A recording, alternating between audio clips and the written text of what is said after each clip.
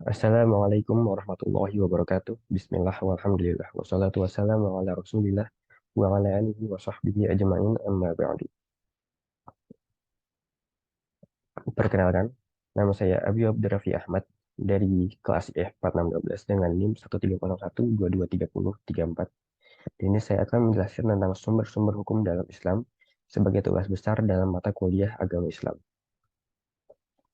Pertama-tama, sumber hukum Islam. Sumber hukum Islam adalah sesuatu yang dijadikan sebagai dasar acuan dan pedoman bagi setiap muslim yang ada di dunia ini. Sumber hukum dalam Islam itu terbagi menjadi tiga. Yang pertama, ada Al-Quran. Yang kedua, ada hadis atau as-sunnah. Dan yang ketiga, ada ijtihad para ulama. Yang pertama, Al-Quran. Al-Quran dalam bahasa Arab artinya kalamullah ta'ala munazzilu ala nabihi sallallahu alaihi wasallam biwasitati Jibril maftuhan bi suratil Fatihah wa makhtuman bi suratil Nas. Yang artinya perkataan Allah yang diturunkan kepada Nabi Muhammad sallallahu alaihi wasallam lewat perantara Jibril, dimulai dengan surah Al-Fatihah dan diakhiri dengan surat An-Nas. Fungsi-fungsi Al-Quran diantaranya satu, sebagai al-huda. Al-Quran sebagai petunjuk bagi orang-orang yang beriman. Yang kedua, sebagai asyifa. Al-Quran sebagai obat bagi penyakit yang ada di dalam dada-dada manusia. Ketiga, ada Al-Furqan. Al-Quran sebagai pembeda atau pemisah antara yang hak dan yang batil. Yang keempat, ada Al-Mu'izzah.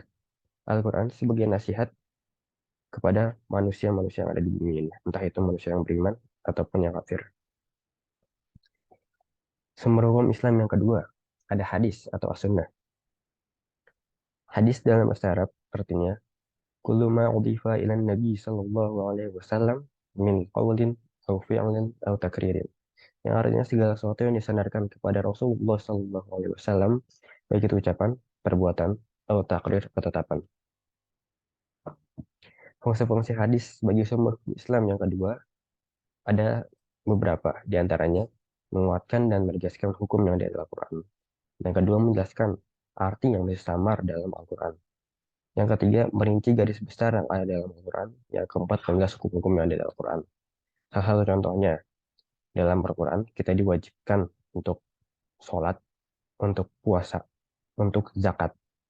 Tetapi dalam Al-Quran tidak ada tata cara untuk sholat.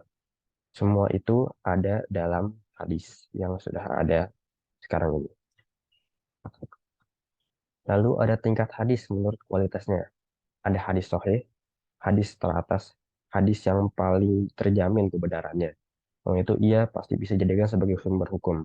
Yang kedua, ada hadis hasan. Kualitasnya di bawah hadis sahih. Namun, ia masih tetap bisa dijadikan sebagai sumber hukum. Di bawahnya lagi ada hadis dhaif. Hadis yang kualitasnya kebenarannya lemah. Ia tidak bisa dijadikan sumber hukum karena bisa jadi terjatuh kepada kebid'ahan. Yang kedua, dan yang terakhir, ada hadis palsu. Hadis yang menyesatkan karena ia berbohong atas nama Rasulullah SAW dan sudah pasti tidak bisa dijadikan sebagai sumber hukum. Jenis-jenis hadis. Ada hadis ahad, hadis yang diriwayatkan oleh hanya seorang perawi saja. Ada hadis mutawatir, hadis yang diriwayatkan oleh semua orang, dan hadis qudsi, hadis yang secara maknanya berasal dari Allah, sedangkan redaksinya berasal dari Rasulullah SAW.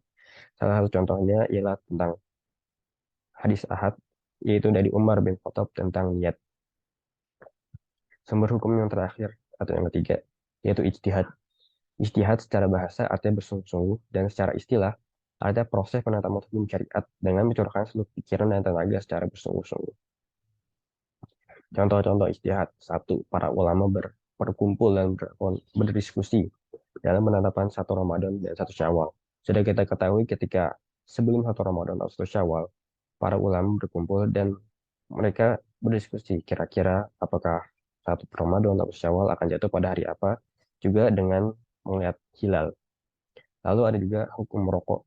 Itu bisa dimakruh bahkan haram karena disandingkan dengan hukum merusak diri sendiri yang ada di dalam Al-Quran. Mungkin sekian dari saya. Terima kasih telah menonton. Wassalamualaikum warahmatullahi wabarakatuh.